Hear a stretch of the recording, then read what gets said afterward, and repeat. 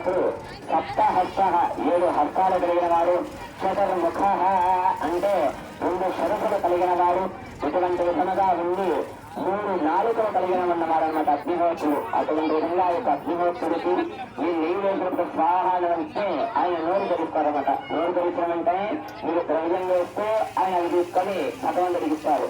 స్వాహ అయిపోయిన తర్వాత వేశారనుకోండి అది ఎవరికి చెందదు, అదేంటంటే మిగిలిపోతుంది. స్వాహ నైవేద్యం ప్రతిసారి వెంటనే వేయడం అనమాట. అది గమనిస్తూ మీ యొక్క